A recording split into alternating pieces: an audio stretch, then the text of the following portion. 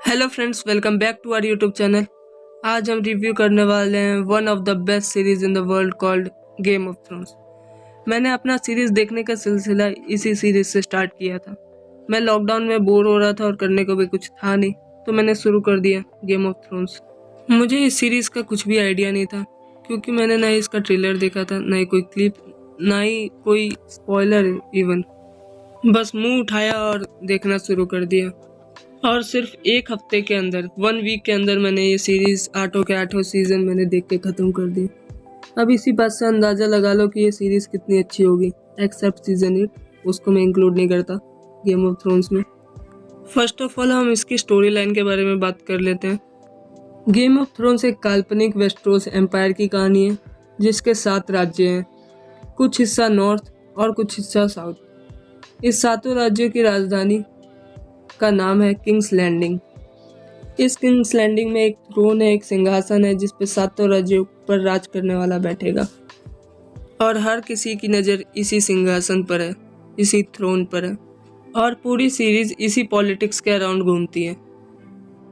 जहाँ तक mostly story की बात करें, उसमें 1 और 2 मेन कैरेक्टर और कुछ साइड मेन कैरेक्टर्स होते हैं, लेकिन Game of Thrones has many character, जिसमें mostly characters are awesome.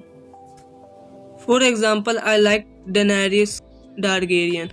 I hope मैंने इनका नाम सही से प्रोनाउंस किया हो, बड़ी मुश्किल होती है इनका नाम लेने में, क्योंकि इस कैरेक्टर की शुरुआत एक कमज़ोर और एक अबला नारी जैसी हुई थी, जो अपने ही हस्बैंड के द्वारा बार बार रेप की जाती है, लेकिन उसने भी अपने प्यार से, अपने लव से उसे हैवान से इंसान बना दिया और उसे अपने प्यार में गिराया। मतलब he fall in love with her and then she lose him to be a finally the baddest powerful mother of dragons. एक बात जो मुझे डेनारिस टारगेरियन की अच्छी लगी कि no matter what bad her circumstances were, but she never give up. उसके हालात कितने भी बुरे थे, लेकिन वो कभी हार नहीं मानी। ये बात मुझे रियली फील हुई। I really feel that. Okay, characters की बात हो ही रही है, तो shout out to all the fabulous character like Jon Snow, Arya Stark, Tyrion Lannister, Jaime Lannister, Cersei Lannister, Bran Stark, Sansa Stark, Robb Stark, Littlefinger, and last and not least Ramsay Bolton. Littlefinger और Ramsay Bolton से ज़्यादा हरामी इस series में मुझे कोई भी नहीं लगा। लिटिल फिंगर पूरे के पूरे 7 राज्यों को अपने उंगलियों पर नचा रहा था और किसी को पता भी नहीं चल रहा था कि ये पीठ पीछे इतने बड़ा कांड कर रहा। गेम ऑफ थ्रोन्स की एक और बात जो उसे दूसरे सीरीज से अलग बनाती है कि इस सीरीज में कोई भी मेन कैरेक्टर नहीं है। एवरीवन थॉट कि Ned was the main character in the beginning of the series. फिर लोगों को लगता है कि नहीं, डेनारिस मेन कैरेक्टर होगी, लेकिन फिर बाद में पता लगता है कि जॉन स्नो और रॉब स्टार्क होंगे।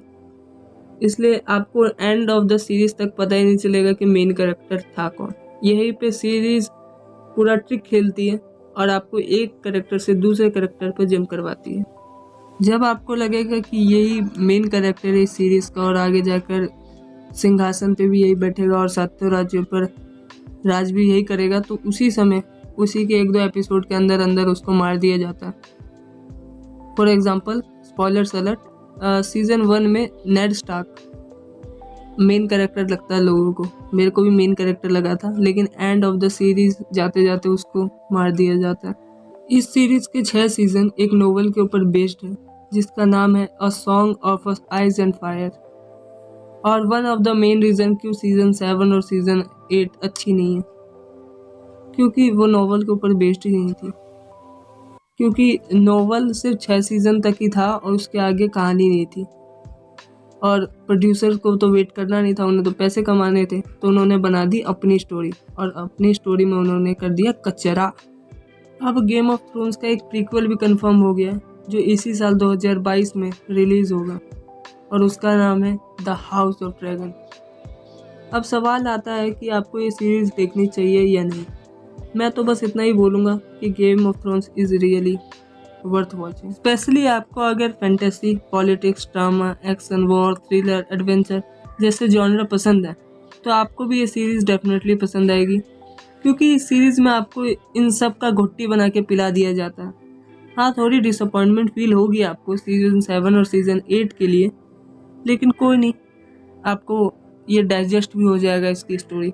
ओके फ्रेंड्स, इसी के साथ हम इस वीडियो को रैप अप करते हैं। सब्सक्राइब अगर आपने अभी तक नहीं किया, करो भाई, मुक्का मारो भाई उस रेड वाले बटन पे अभी इसी वक्त। So have a good day, bye bye, sayonara.